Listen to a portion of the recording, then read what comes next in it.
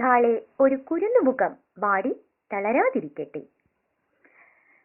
ഭാരതം 70ാം സ്വാതന്ത്ര്യം ആഘോഷിച്ച ഈ വേളയിൽ നാം അറിഞ്ഞിരിക്കേണ്ട മറ്റൊരു വസ്തുത എന്താണ്?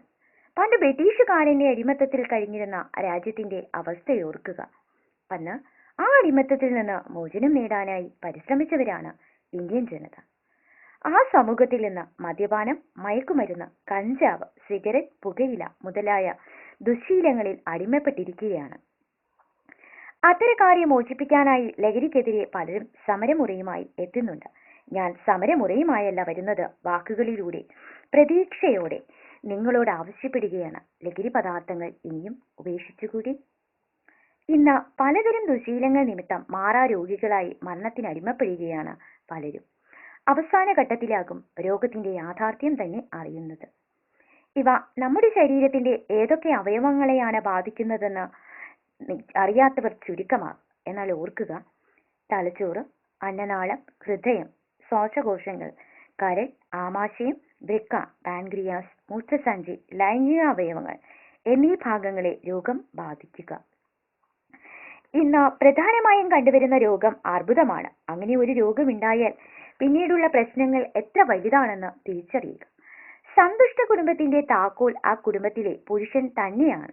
നാം ജനിക്കുമ്പോൾ ഒരു മദ്യപാനിയായല്ല ജനിക്കുന്നത് എന്ന് ഓർക്കുക. പല കുടുംബത്തിലെ പ്രശ്നങ്ങൾക്കും കാരണം രോഗങ്ങൾ, മറ്റ് സാമ്പത്തിക പ്രശ്നങ്ങൾ, ഇതിനപ്പുറം ലഹരി കൂടിയായാൽ ആ കുടുംബത്തിന്റെ അവസ്ഥ. ഒരു ഉദാഹരണം നോക്കാം. മാറാതെ മദ്യവും കടവും.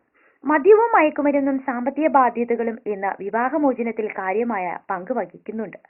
10 വർഷം കൊണ്ട് മദ്യത്തിന്റെ സ്വീകാര്യത വീടുകളിൽ ഏറെ കൂടി.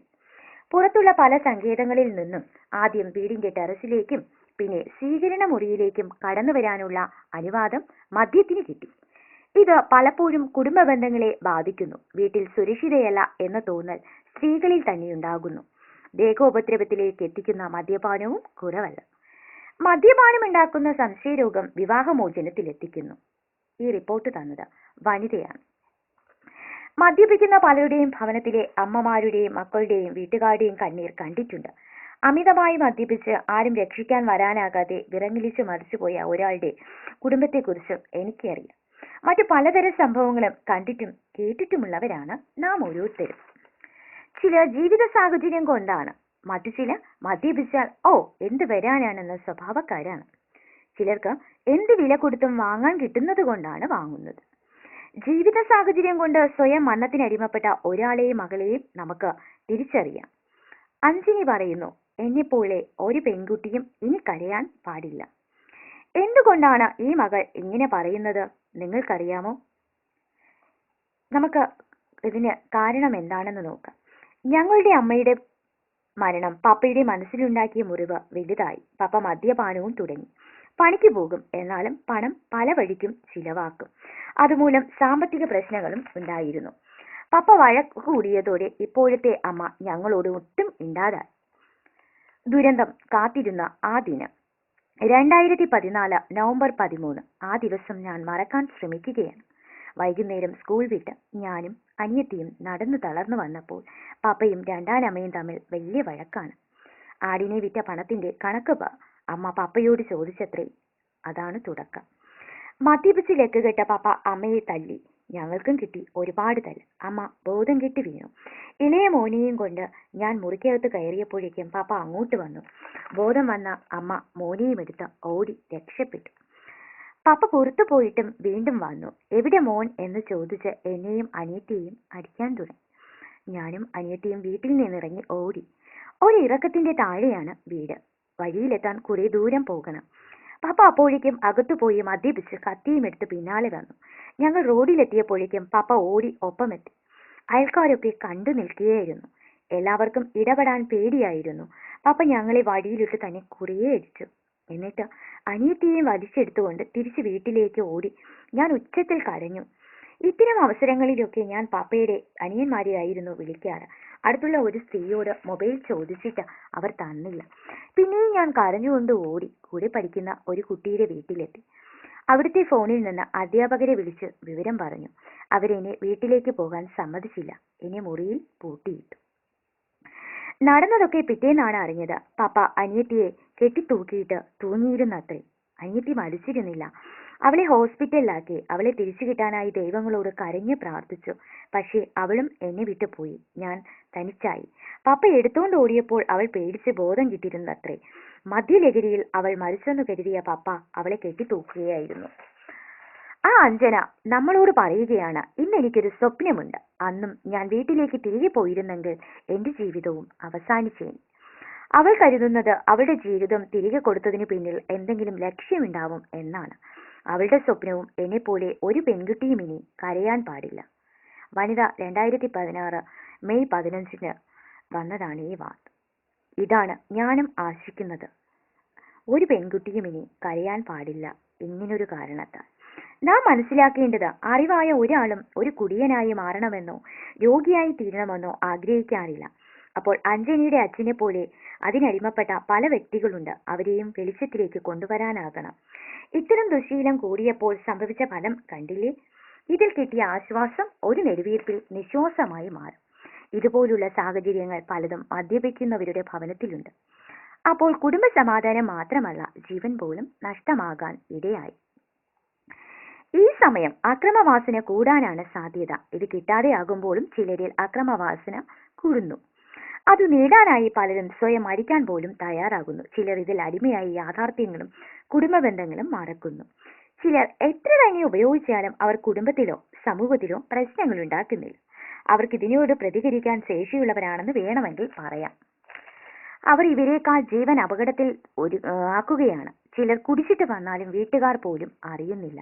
അതിനും അവർ മാർഗം കണ്ടെത്തും. എന്തുകൊണ്ടാണ് പല കുടുംബങ്ങളിലും അമ്മമാർ സ്വന്തം മക്കളെ തനിച്ചാക്കി പോകാൻ ഭയക്കുന്നത്? കാരണം സമൂഹത്തിൽ നടക്കുന്ന ഓരോ സംഭവങ്ങൾ, ഉദാഹരണമായി ഒരു കൊലപാതകം, അക്രമങ്ങൾ, ക്രൂരമായ ഏതു പ്രവൃത്തിയും, ആക്സിഡന്റ് മുതലായ ഉണ്ടായതിനു ശേഷം കാരണം അന്വേഷിച്ചാൽ ഒടുവിൽ അറിയാൻ കഴിയുന്ന വാർത്ത അയാൾ മദ്യപിച്ചിരുന്നു. അതിനപ്പുറത്തുള്ള വാർത്തകളും ഉണ്ട്. അതിനൊരു ഉദാഹരണം മനോരമ വാർത്തയിലൂടെ വന്നത് നമുക്ക് നോക്കാം. സംസ്ഥാന നഗരിയിൽ കേസുകൾ. പ്രധാന വാർത്തകൾ: ഗാർഹിക പീഡനങ്ങളിൽ ഏറെയും ശാരീരികം.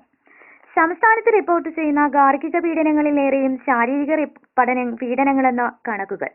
സംസ്ഥാന സാമൂഹ്യക്ഷേമ ബോർഡിന് കീഴിൽ പ്രവർത്തിക്കുന്ന സേവനദാതാക്കളുടെ 2015-2016 സാമ്പത്തിക വർഷത്തെ കണക്കുകളിലാണ് ഇത് വ്യക്തമാക്കുന്നത്. റിപ്പോർട്ട് ചെയ്തിരിക്കപ്പെട്ടിരിക്കുന്ന 6051 കേസുകളിൽ 4940 ശാരീരിക പീഡനങ്ങളും 1011 ലൈംഗിക പീഡനവുമാണ്. ആകെ 2787 കേസുകളാണ് കൗൺസിലിംഗിലൂടെ പരിഹരിച്ചത്.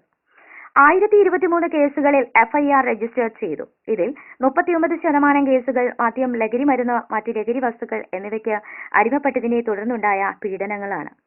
സ്ത്രീധന വിഷയത്തിൽ 13% പീഡനങ്ങളും, വിവാഹേതര ബന്ധങ്ങളെ തുടർന്ന് 18%, മൊബൈൽ ഫോൺ, സോഷ്യൽ മീഡിയ വഴിയുള്ള പ്രശ്നങ്ങൾ വഴി 15% കേസുകളും വന്നിട്ടുണ്ട്. മദ്യം, ലഹരി മരുന്ന്, മറ്റ് ലഹരി വസ്തുക്കൾ കാരണം 500 കേസുകളാണ് തിരുവനന്തപുരത്ത് റിപ്പോർട്ട് ചെയ്തിട്ടുള്ളത്. സ്ത്രീധന വിഷയത്തിൽ 134, വിവാഹേതര ബന്ധങ്ങളിൽ 228, മൊബൈൽ ഫോൺ, സോഷ്യൽ മീഡിയ പ്രശ്നങ്ങൾ 215, മറ്റു കാരണങ്ങളിൽ 180 കേസുകളാണ് തിരുവനന്തപുരത്ത് റിപ്പോർട്ട് ചെയ്തിട്ടുള്ളത്. മദ്യം, ലഹരി മരുന്ന്, മറ്റു ലഹരി വസ്തുക്കൾ കാരണമുണ്ടായ കേസുകളിൽ 2ാം സ്ഥാനത്ത് കണ്ണൂർ ജില്ലയിലാണ്. 230 കേസുകളാണ് ഇവിടെ റിപ്പോർട്ട് ചെയ്തത്. സ്ത്രീധന വിഷയത്തിൽ 88 കേസുകൾ രജിസ്റ്റർ ചെയ്ത പാലക്കാടിനാണ് 2ാമത്. വിവാഹേതര ബന്ധങ്ങളിൽ 122, മൊബൈൽ ഫോൺ, സോഷ്യൽ മീഡിയ വിഷയങ്ങളിൽ 115 കേസുകളും റിപ്പോർട്ട് ചെയ്തതിൽ 2ാമത് നിൽക്കുന്നത് ഇടുക്കിയാണ്. മറ്റു കാരണങ്ങൾ കൊണ്ടുള്ള കേസുകൾ 2ാം സ്ഥാനത്ത് ഇടുക്കിയും എറണാകുളവുമാണ്. 144 കേസുകൾ വീതമാണ് ഇവിടെ റിപ്പോർട്ട് ചെയ്തിട്ടുള്ളത്. കേസുകളുടെ കാര്യത്തിൽ തിരുവനന്തപുരമാണ് മുന്നിൽ. 2015-2016 വർഷത്തിൽ 967 കേസുകളാണ് റിപ്പോർട്ട് ചെയ്തത്. ഇതിൽ 304 കൗൺസിലിംഗിലൂടെ പരിഹരിക്കുകയും 194 കുറ്റപത്രം സമർപ്പിക്കുകയും ചെയ്തു. കൊല്ലത്ത് റിപ്പോർട്ട് ചെയ്ത 461 കേസുകളിൽ 242 കൗൺസിലിംഗിലൂടെ പരിഹരിച്ചു. 83 കുറ്റപത്രം സമർപ്പിച്ചു. മറ്റു ജില്ലകളിലെ കേസുകളുടെയും കൗൺസിലിംഗിലൂടെ പരിഹാരം കണ്ടവരുടെയും എണ്ണം ഇതാ. ബ്രാക്കറ്റിൽ കുറ്റപത്രം സമർപ്പിച്ച കേസുകൾ: പത്തനംതിട്ട 253, 93, 56. ആലപ്പുഴ 264, 56, 40. കോട്ടയം 384, 241, 32. ഇടുക്കി 593, 423, 66. എറണാകുളം 540, 252,